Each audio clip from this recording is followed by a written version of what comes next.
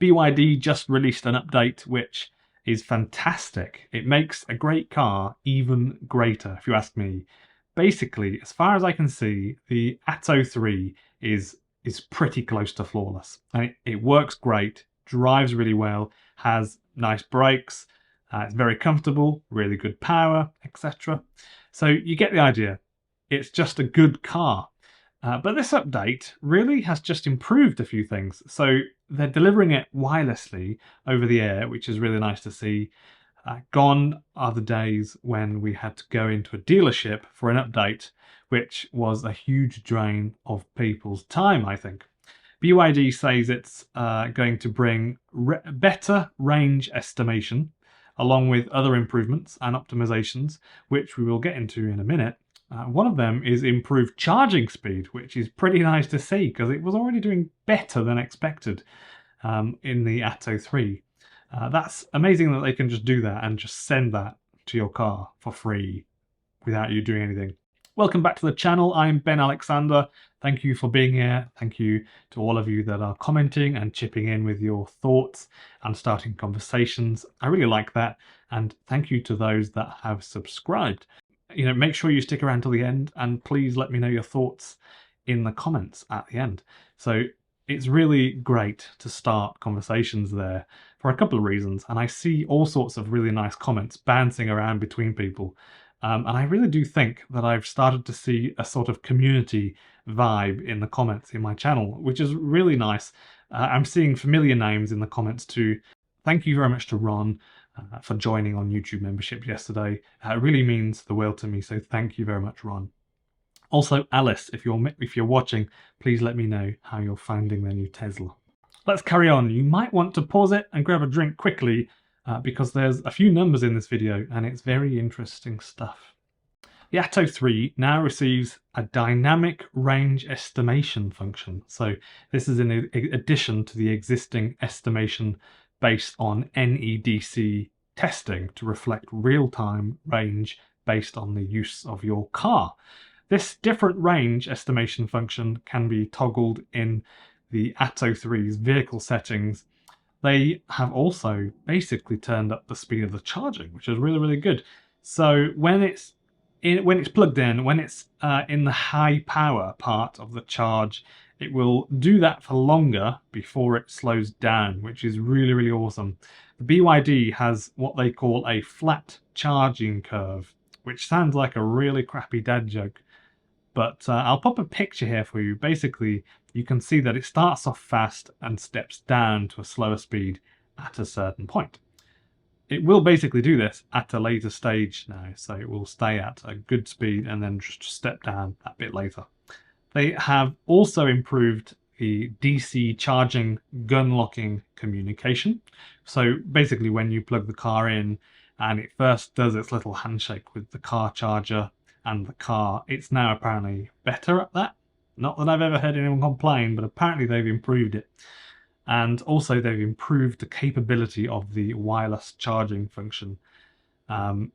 Also, as well, they've improved the ventilation function after the air compressor shuts off to prevent fogging, which was a bit of a concern for a couple of people. So basically, that is a very useful update. They've recently been doing really, really well with their updates. They just added and improved a few things, such as Apple CarPlay, Android Auto, mobile app connectivity generally, native navigation, and conversational voice prompts. So they've just improved all those things and added them too.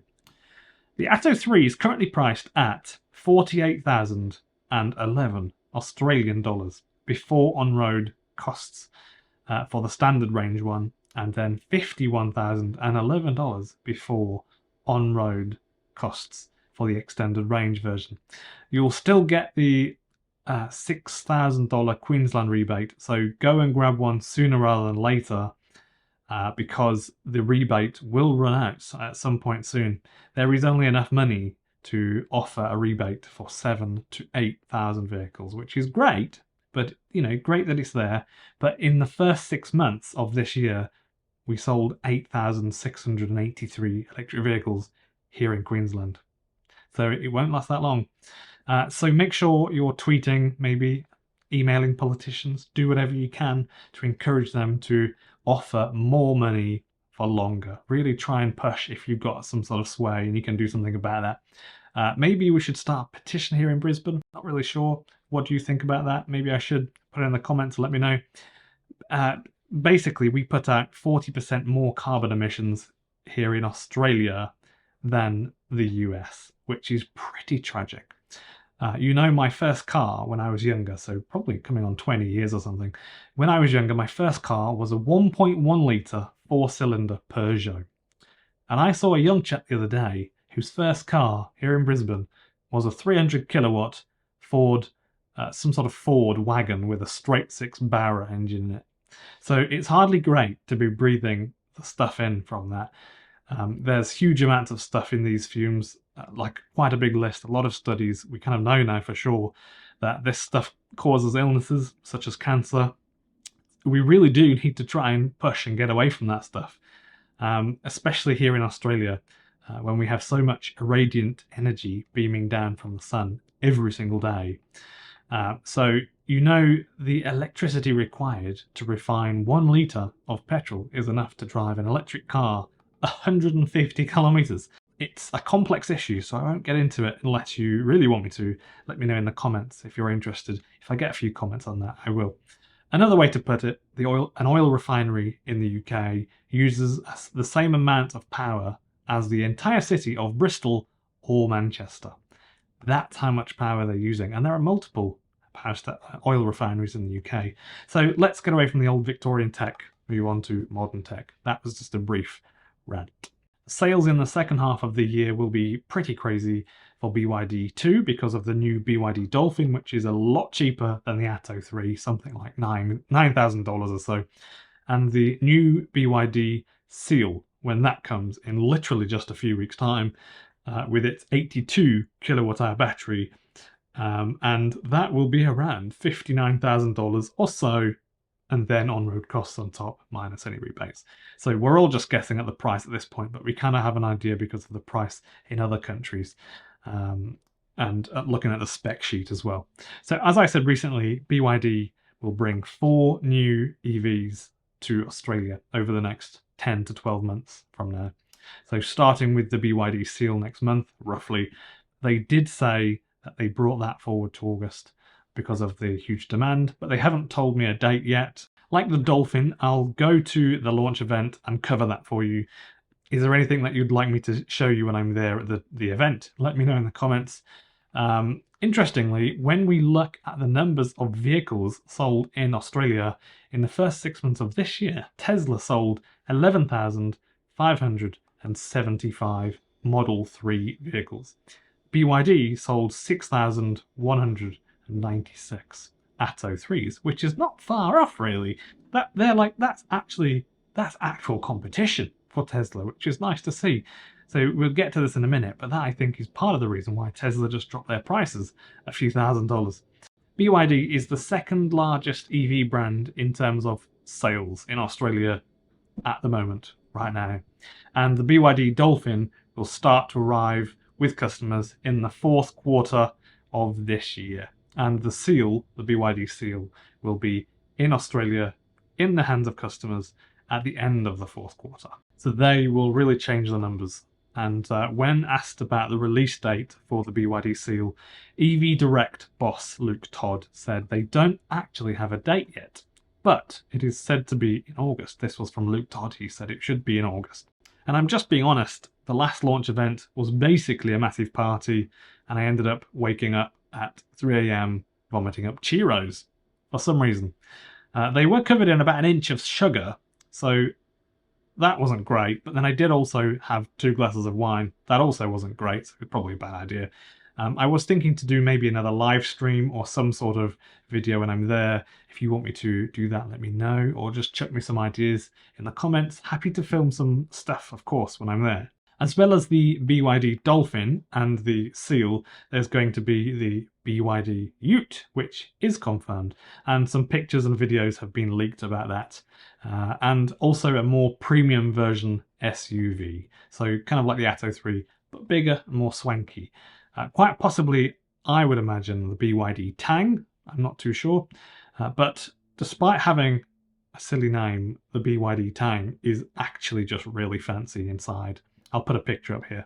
Because 80% of EVs last year came from China to Australia, there is now much more competition, and this is probably the first time that Tesla have experienced any real competition here in Australia. And actually, because Tesla has started to feel some competition, they're now running Google adverts, which has been on the news a little bit recently. They're actually paying for adverts, and also adverts in emails now, which is interesting. So they just lowered the price of their vehicles too, quite a bit actually. The Model 3 was literally a week or two ago, the last time I checked, $61,300 for the cheapest version, Australian dollars. And now it is literally for sale $57,400 as of July 7th. And also you'll remember the GWM Aura, they just dropped their price now, in line with other new models that were just released. And they dropped it by something like $5,000 to something like, I think it's $39,900 or so. Which is funny, isn't it? Because the MG4 was just announced here in Australia at $39,990, and the BYD Dolphin was $39,890. So of course they decide their prices based on the other offerings on the market. So it will be better when everyone is trying to push the price right down and undercutting each other, because then in 5 years' time, if you can imagine, I can see that we might be able to go out and buy something like a BYD Dolphin here in Australia, but you only have to drop $30,000 out of your bank rather than 39. Big difference. Which, considering the fuel savings too, makes them fantastic. If you pay 25 cents per kilowatt hour here in Brisbane and you don't use solar at home, it'll cost you $7,500 to drive a reasonably efficient Atto 3 or a Dolphin around 200,000 kilometers. But a small petrol car like a small Honda Jazz or a Honda Fit if you're in America, or a Toyota Yaris, that will cost you something around $22,000 to drive 200, and then you have to pay for the additional repairs and servicing on the petrol car. So far then, 7.5% of all vehicle sales in Australia were pure EVs this year, compared to last year, which was only 4%. It was under 4% actually, of new vehicle sales. And I'm confident at the end of this year, we will probably have gotten to 8 or 9% because of the new vehicles coming to the market here, like the MG4, for example, really nice car, and the BYD vehicles. I really do think it will go up. Thanks to the people that have joined on Buy Me a Coffee or Patreon or YouTube memberships. Links to these will be in the description below. Thank you very much for even considering it for even just a second. The cheapest and easiest way to help is by simply pressing the like button. And also remember to subscribe for my daily videos about EV news from around the world.